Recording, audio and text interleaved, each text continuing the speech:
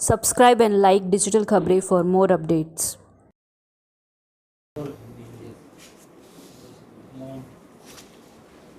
हमारी crime branch की unit 2 के लोगों ने सदाम पठान और उसका जो ब्रदर इन लॉ है मुबारक शेख, इन दोनों को हिरासत में लिया है और इनके पास से जो गुप्त सूचना हमें मिली थी उसके आधार पर जब उनके विट्ठल नगर झोपड़पट्टी नेहरू नगर पिंपरी में चेक किया गया तो इनके पास से हमें 216 ऐसे स्वर्ण मुद्राएं मिली हैं जो कि 2357 ग्राम के वजन की हैं। इसमें एक जो स्वर्ण मुद्रा है उसका वज़न जो है 10.8 ग्राम है और इसकी कीमत जो आज का मूल्य अगर सामान्यतः आंका जाएगा तो लगभग 70,000 के करीब है, लेकिन अगर इसका पुरातात्विक महत्व के हिसाब से मूल्य आंके तो अमूल्य कहा जाएगा। हमने इसकी सूचना पुरातत्व विभाग को दे दी है और पुरातत्व विभाग के सलाह और कंप्लेन पर हम ट्रेजर ट्रोव एक्ट के आधार पर इसमें मामला दर्ज करने वाले हैं।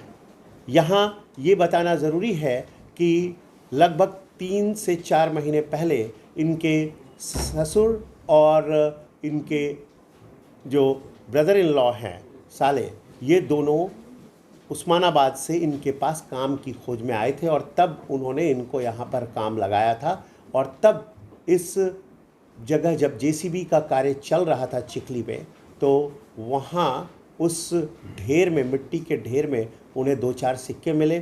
फिर उन्होंने बहुत ही गुप्तता से वहाँ जाकर उस ढेर में ढूंढा और वहाँ उन्हें 525 ग्राम वजन के कांसे का एक लोटा मिला और टूटा हुआ लोटा, और उसमें ये सारे जो मुद्राएं, स्वर्ण मुद्राएं मिली। यह बताना और भी ज़रूरी है कि ये स्वर्ण मुद्राएं जो हैं ये मोहम्मद शाह के काल की हैं। ये मोहम्मद शाह 1720 से 1748 का कार्यकाल इनका रहा है और ये जो है औरंगज़ेब के पुत्र अहमद शाह के तीसरे पुत्र हैं।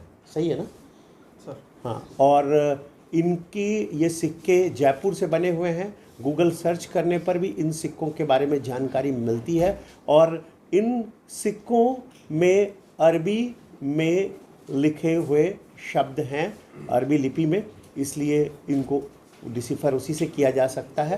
तो कुल मिलाकर एक महत्वपूर्ण पुरातात्विक मुद्राओं का एक रिपोजिटरी हमें मिला और ये हम सरकार को सुपुर्द कर उपयुक्त कानूनी कार्रवाई कर रहे हैं। इस मामले में कितने लोगों को इस मामले में 2 लोगों को हिरासत में लिया गया है। सदाम पठान जो कि एक सब्जी विक्रेता है और दूसरा उसका जो ब्रदर इन लॉ है मुबारक शेख, इन दोनों को हिरासत में लिया गया है। यहाँ एक बात बताना ज़रूरी है कि ये इनका आपस में संघर्ष चल रहा था कि किसे कितने मुद्राएं मिलनी चाहिए और इसीलिए ये बात लीक हो गई और हम वहाँ तक पहुँच सके। यहाँ दूसरी बात यह है कि सौभाग्य यह है कि उन्होंने इन सिक्कों को गलाया नहीं। अगर गला दिया होता तो पुरातात्विक महत्व की चीज़ें नष्ट हो गई होती। सर, जहाँ से ये मुद्राएं मिली हैं, क्या वहाँ पे फिर से जांच होगी? बिल्कुल, वहाँ पर जांच पुरातत्व विभाग ही कर सकता है, हम लोग नहीं कर सकते हैं।